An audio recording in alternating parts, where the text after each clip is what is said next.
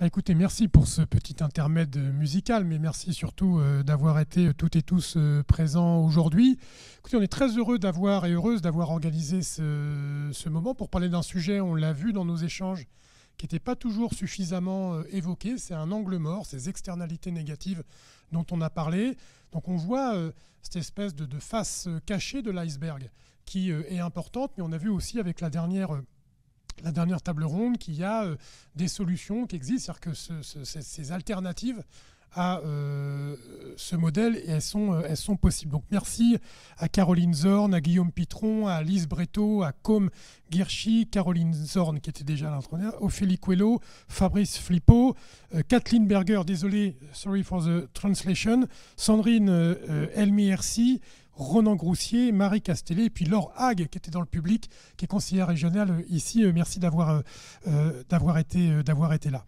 Quelques mots de conclusion. Évidemment, je n'aurais pas la prétention de faire une synthèse, mais dire quand même que le grand enseignement de l'étude qu'on a fait de nos échanges, c'est que cette transition numérique, elle est fondamentalement matérielle. Je pense que c'est déjà une chose à retenir. Alors nous, on en a conscience, mais je pense que dans le grand public, il y a quelque chose qui est moins perçu, et je pense que c'est vraiment quelque chose qu'il faut avoir à l'esprit.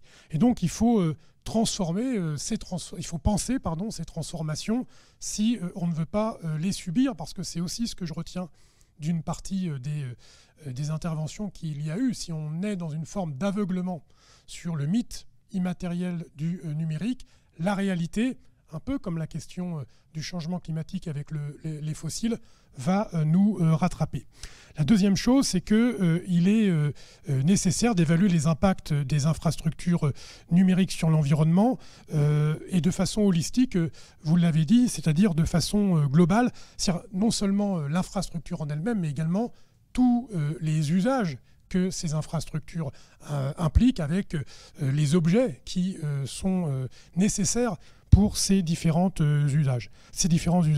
Ensuite, il y a rendre, ça a été dit tout à l'heure, je suis d'accord, je ne sais plus par qui, c'est rendre sensible, rendre visible ces externalités négatives. C'est vrai qu'on est dans un modèle où, et encore c'est encore plus facile avec le numérique, où, en tout cas dans un premier temps, on peut assez facilement dissimuler ces externalités négatives.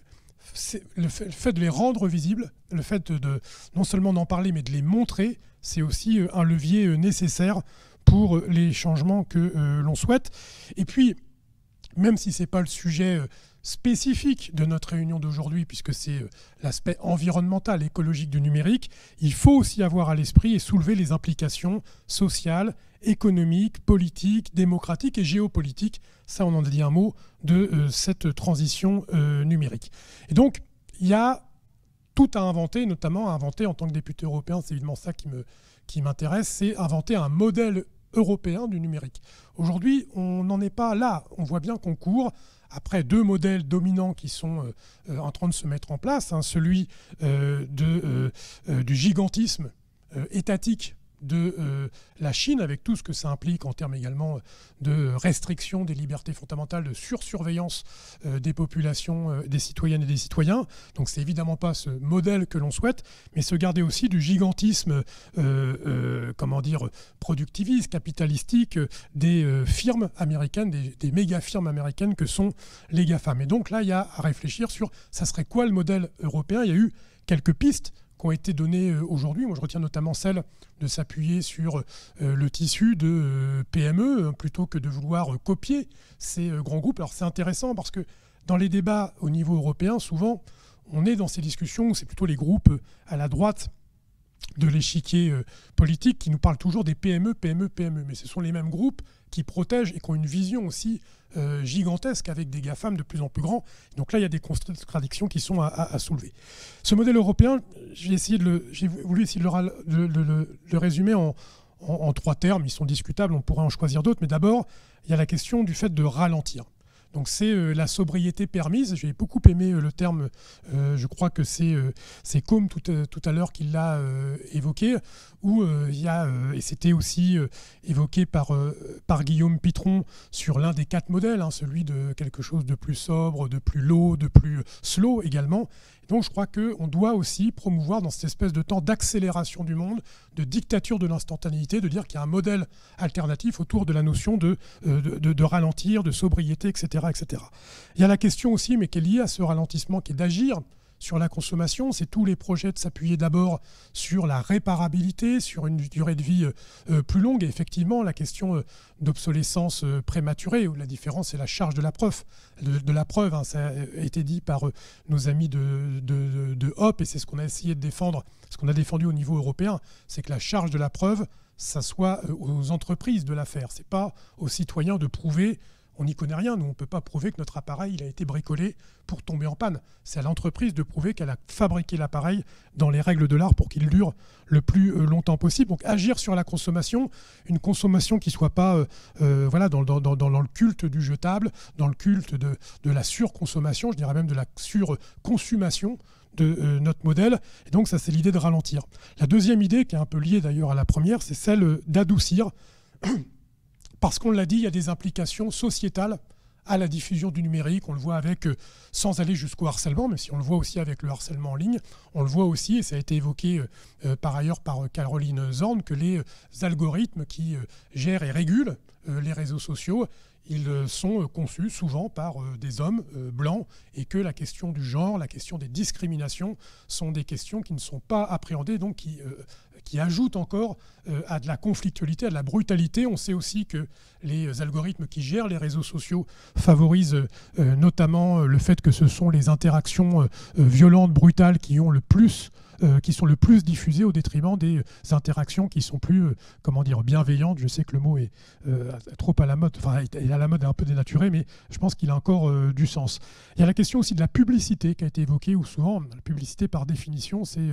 Enfin, en tout cas, ce que je pense, la publicité par définition, c'est nous inviter à consommer des choses dont on n'a pas un besoin vital. Parce que si on a besoin de quelque chose, on n'a pas besoin de publicité pour nous inviter à l'acheter. Donc je crois qu'il y a aussi quelque chose de brutal dans le rapport là encore, à la surconsommation, à la rivalité sur l'émancipation par la consommation que la publicité fait. Or, le business model de ces GAFAM, c'est d'aller de plus en plus loin dans l'interaction dans nos vies, dans notre intimité même, pour faire des publicités de plus en plus ciblées qui nous poussent au-delà de la raison à la consommation, et ça se fait dès le plus jeune âge.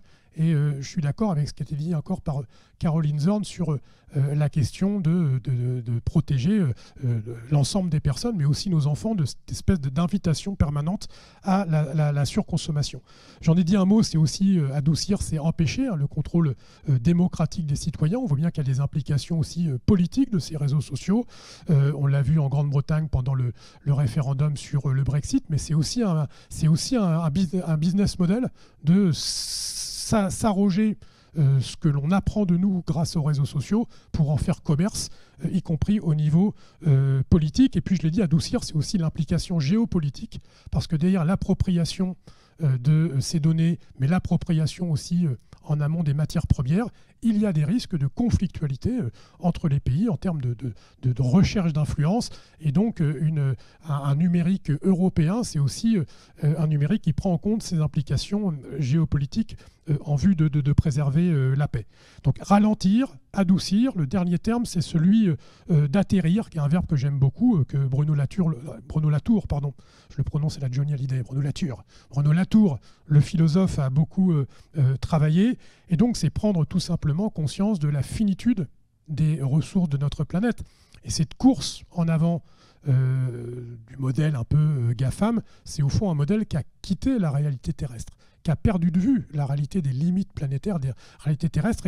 Et cette recherche des métaverses, de tout ça, c'est aussi un imaginaire où on n'a plus de lien direct. Ça a été dit aussi par Guillaume Pitron sur ce qui se passe en agriculture. Là aussi, j'attire l'attention sur le fait que le modèle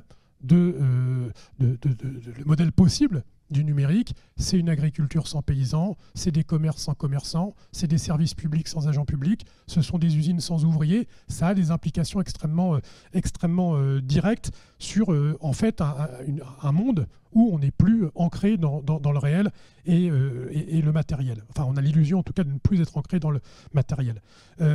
S'appuyer sur nos forces, j'en ai dit tout à l'heure un mot sur les forces qui existent, notamment les PME, ça aussi c'est atterrir. Puis c'est enfin reprendre le contrôle sur ce dont dépend notre subsistance et aussi reprendre nos contrôles, donc, ça a été évoqué aussi, sur les infrastructures nécessaires au numérique. C'est pour des questions de souveraineté, mais aussi pour des questions tout simplement démocratiques. Ça, c'est aussi l'idée atterrir, c'est partir des besoins réels avant de créer les infrastructures. Ça a été dit notamment par Fabrice Flippo, où on a l'impression parfois qu'on crée d'abord les infrastructures. Or, les infrastructures créent des usages. Et ensuite, on réfléchit à quel usage on va bien pouvoir en prendre. C'est là un risque compliqué. Donc, pour conclure, je pense qu'il y a un sujet pour l'Union européenne, pour la puissance politique qu'est l'Union européenne, d'affirmer un contrôle démocratique sur les innovations numériques et de choisir qu'est-ce qu'est réellement un progrès. Vous savez que chez les écologistes, mais pas seulement, il y a toujours une dialectique entre tout ce qui est innovation, tout ce qui est nouveau n'est pas forcément un progrès, n'est pas forcément bon pour la société. Et ça, on considère que c'est au débat dans la cité, c'est au débat démocratique qui doit permettre d'élaborer quel progrès nous souhaitons pour la société. Et donc, c'est une question, je l'ai dit, hein, bien sûr écologique, environnementale, c'est une question sociale.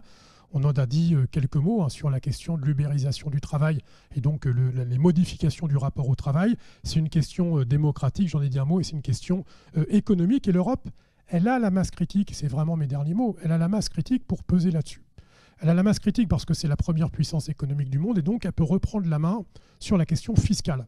On le sait, les GAFAM, c'est aussi un moyen, ils ont développé aussi un savoir-faire sur la capacité à échapper à l'impôt. L'Union européenne doit reprendre la main, c'est une des forces régaliennes d'une puissance politique sur la question fiscale. Sur la question des lois et de la règle, il ne faut pas que l'Union européenne renonce à utiliser cette arme dont nous disposons, qui est celle d'édicter la règle, que ce soit sur la qualité environnementale des produits, sur quel type d'infrastructure nous voulons, sur quel type de données nous souhaitons absolument protéger, sur la question de la propriété de la data, nous avons le pouvoir politique de réguler et de réglementer cela.